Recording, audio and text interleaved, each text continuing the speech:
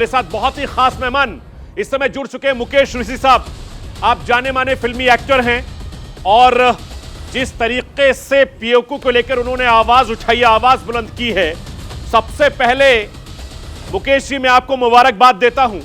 और जिस तरीके से आप और आपकी पूरी टीम पीओके को लेकर आवाज उठा रही है, किस तरीके से आप देख रहे हैं और कितनी खुशी आपको मिल रही है, क्योंकि आप खुद जम्मू कश्मीर के रहने वाले हैं। नमस्कार आप सबको। और मुझे बेहद खुशी है इस बात की कि मैं इस प्रोग्राम का हिस्सा बना, क्योंकि पीओके की जो बातें हैं ये हम आज से नहीं पिछले 30-35 साल से सुन रहे हैं। बिल्कुल। और मेरे आसपास जो लोग हैं, जो मेरे रिश्तेदार हैं, जो मेरे दोस्त हैं, उनकी बहुत सी फैमिलीज के साथ ऐसा हुआ है। वो लोग वहां से आए हैं, तो कहानी मेरे लिए नई नहीं थी। अगर कुछ नया था तो ये था कि अब हम इसके बारे में सोच रहे हैं, हमारी सरकार इसके बारे में कुछ सोच रही है। और यही एक रीजन था जो मैं जम्मू पहुंचा। जब मुझे बताया गया कि इस तरह की बात है, तो मैंने कहा कि मुझे अच्छा लगेगा अगर अब मैं इसका हिस्सा बनता हूं। तो इसीलिए मैं जम्मू गया था। और जब वहां मिला, लोगों से मिला, सारा प्रोग्राम देखा मैंने, बहुत से लोग आए हुए थे। और पहली बार ऐसा लगा कि जैसे जितने भी लोग सामने बैठे हैं एक ही बोट में सवार हैं, सबकी मुश्किलें एक जैसी हैं। लेकिन इस प्रोग्राम ने मौका दिया सबको मिलने का, क्योंकि बहुत से लोग दूसरी स्टेट से भी आए थे, हरियाणा से भी आए थे और बाकी और स्टेट से भी आए थे।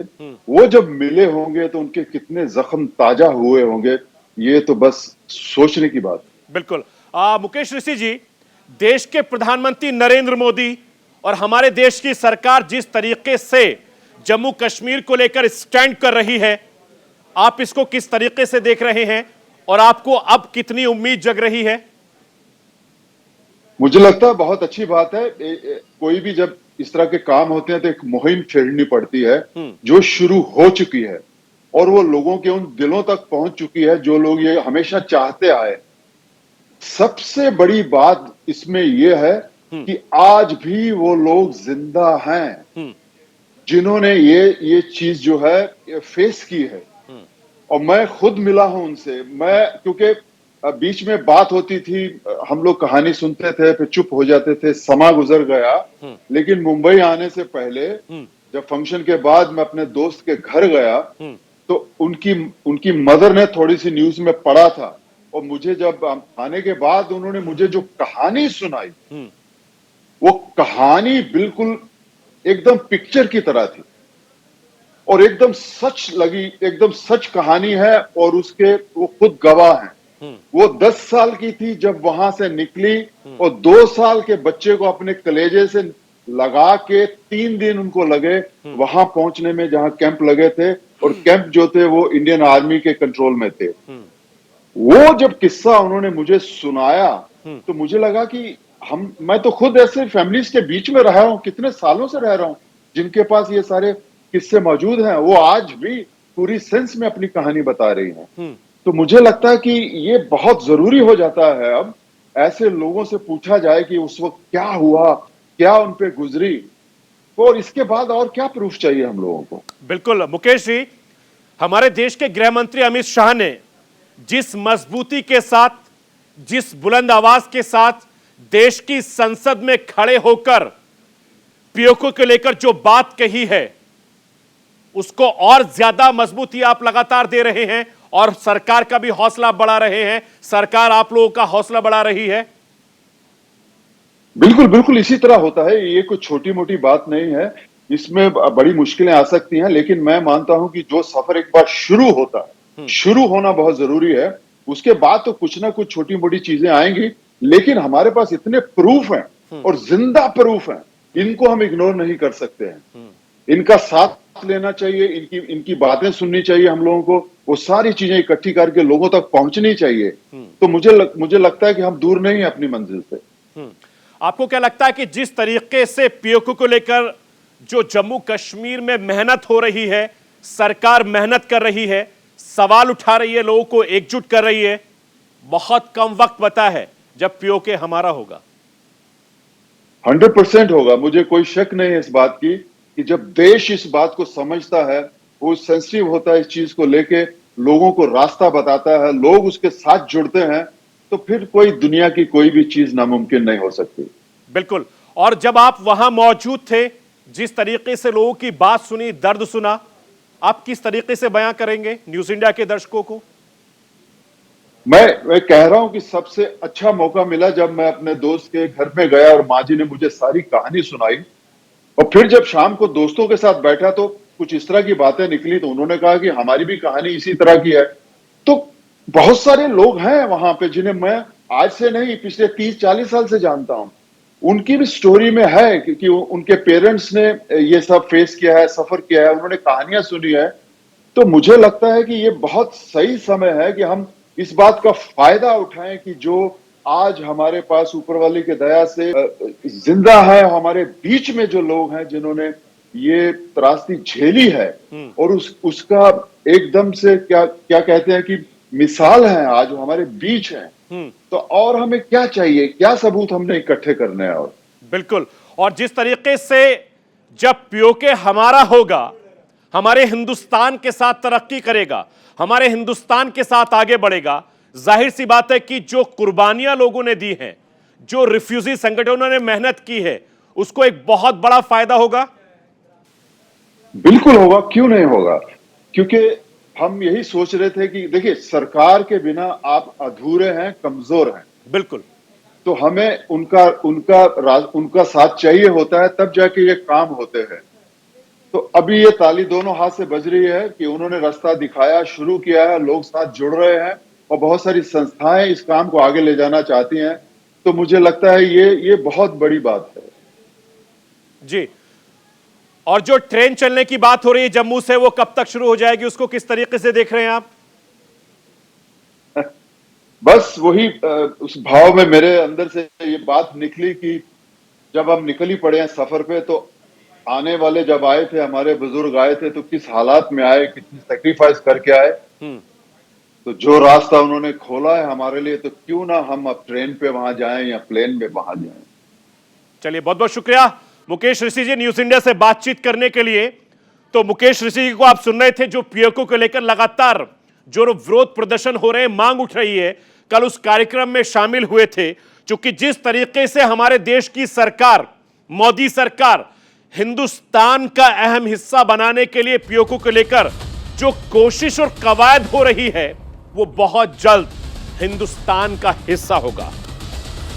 ब्रेक के बाद एक बार फिर आपका स्वागत है। राष्ट्र की आवाज में लगातार जिक्र कर रहा हूं पीओके को लेकर जिस तरीके से जो तमाम संगठन हैं, रिफ्यूजी संगठन, वो सवाल उठा रहे हैं।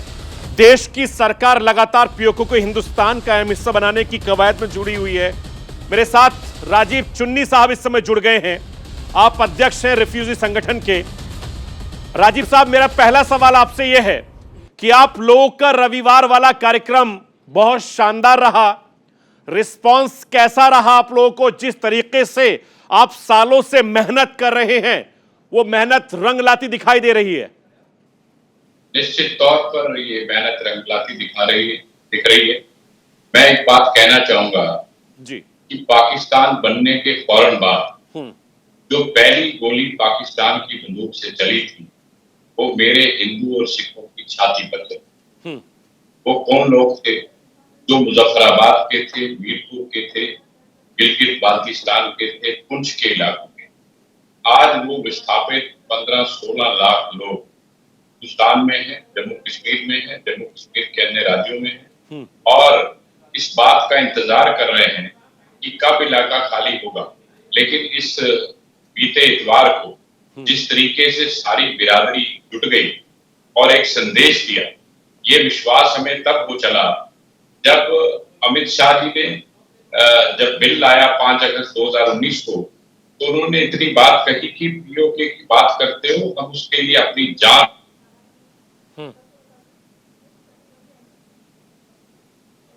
खाली कागज की बात नहीं करेगी जैसे 1994 में हुआ कि हमने एक रेजोल्यूशन पास कर दिया और लोगों को कहा कि हमारा काम हो गया। ऐसे होने नहीं।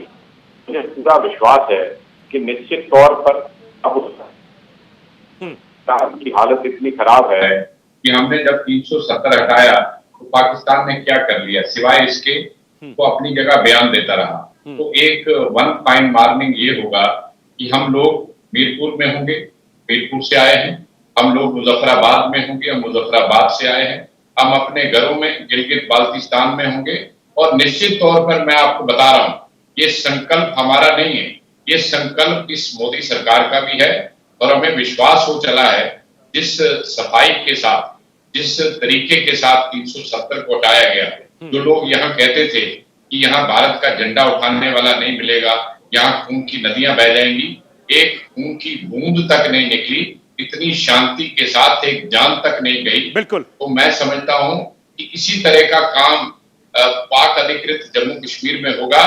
और पाकिस्तान को पता तब चलेगा जब सारे इलाके पर दोबारा हमारा कब्जा हो जाएगा और हम अखंड भारत बनाएंगे।